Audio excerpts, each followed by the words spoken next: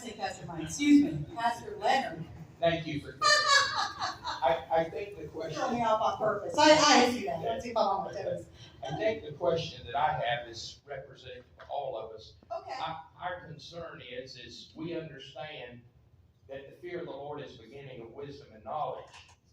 And what's happened that's being taught seems like it's removing the fear of God. So if people aren't fearing someone greater than themselves, they choose to do things they think they can get away with when we know there's a God watching them. So my question as a judge, in your judging and what you see, how do you discern the wisdom from God's Word and what you can get from the Scriptures that we believe and stand by? How do you discern that in your decision making as a judge? Well, I have to tell you that the reason I had stepped out is that judges are held under a very strict judicial canon of ethics, and justice is blind. So you really cannot infuse religion, someone's politics, someone's sexual orientation or gender in your decision-making process, because you wouldn't be following, the law if you did that. So I guess it's hard for me to answer your question, other than I would hope that after listening to me, you could hear the integrity that I have as a person and the things that I've done in my life, which have led me on a path that I think sets me in a very good position to judge people because of my experiences. So I can't answer your question directly because I can't infuse faith in God in decisions that I make overtly in court. You understand what I'm saying? I can't do that because of the judicial canons. But I hope that when you hear about me, that you'll feel comfortable that I am a person that will make the right decision when the facts and the cases come before me. So I'm trying to answer your question, but I just want to make sure I fall within the judicial ethics. Okay? All right. Okay. Thank you. Yes.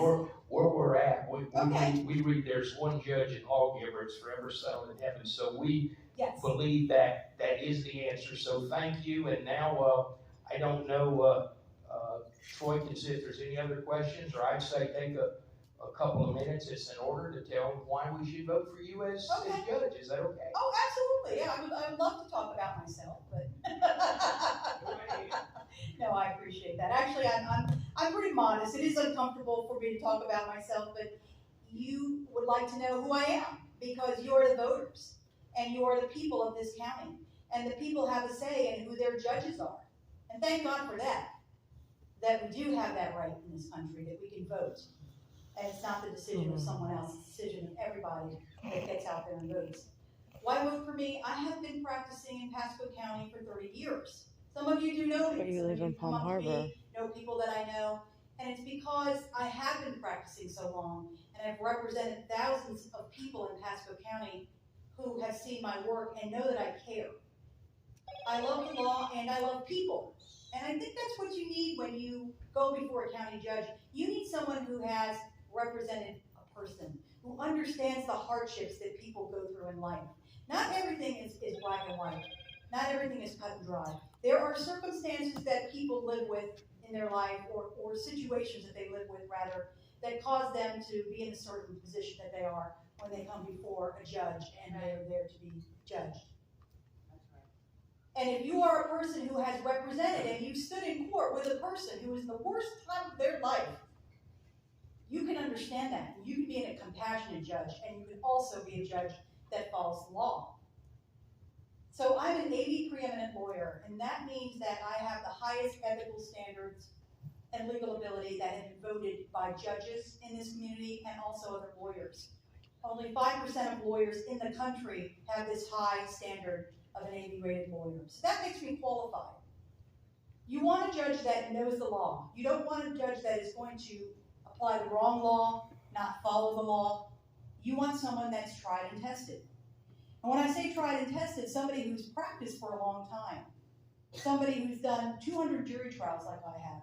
I've done hundreds of non-jury trials, juvenile hearings, civil trials as well. So I've got criminal experience and I've got civil experience. So you want a judge that has years of service to people in Pasco County, And you want someone that has been in the courtroom who's tried and tested, and I think that I'm that person. Whether you're suing someone or someone's being sued, I've been a lawyer for people in that position. So I understand what people go through, and I understand when they go before a judge, and the people's court is county court. A lot of people go into the court and they don't have a lawyer.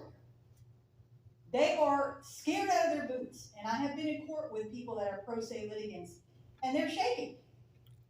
And you need a judge that's compassionate. You need a judge that's going to listen. And you don't need a judge that doesn't have the humility to listen to that person, because everyone deserves to be listened to. And unfortunately, I've been in many, many courtrooms, and I've seen judges that are very arrogant toward people. And a lot of people that come in there, they don't have a formal education, but they want to plead their case. And for some judges to be up there and be very arrogant toward them, there's just no place for that in the people's court. And I've been a person who has been very compassionate. I listen to my clients. I have a successful practice. I'm a business owner. I have my own law firm. So I understand business owners when they come before me in civil court and they have maybe somebody that they're suing because they weren't paid, or somebody's suing them for whatever reason. I have that background as being a business owner, that I can understand those issues that come before me. My opponent doesn't.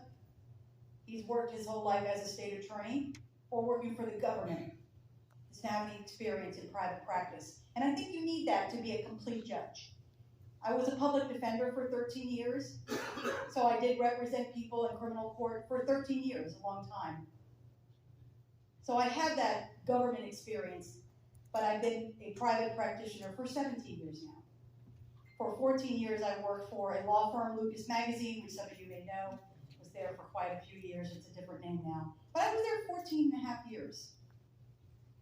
I did immigration law as well. I helped people become citizens. I've gone to the ceremonies where people are sworn in as a U.S. citizen. Talk about patriotism. Those people are patriotic. They go in there and they say that oath for the first time, and they just cry. They're so happy. They're so happy. And I've been there when they married someone and they wanted the person to live with them in this country. I've done those kind of cases, or someone that was bringing over parents from another country. Legal immigration, that's the kind of immigration that I did. A little bit more about me. I was a judicial law clerk. When I got out of law school, I was also a professor at Pasco Hernando State College teaching evidence and trial practice. So I've got that experience as well. I was Public Defender of the Year in 2005, and I was also a lead instructor for the Public Defender Clinic as well. So I did train younger public defenders when I was there, how to do trials. I'm also a member of many local bar associations, the East Pasco Bar, the West Pasco Bar, the Florida Association of Criminal Defense Lawyers. I'm the president in Pasco County chapter, and I'm also a member of the Florida Association of Women Lawyers in the Pasco chapter. I've been a past member of the National Association of Immigration Lawyers, Pinellas County Trial Lawyers, Clearwater Bar Association member, and also the INSA Court. And the INSA Court is just lawyers that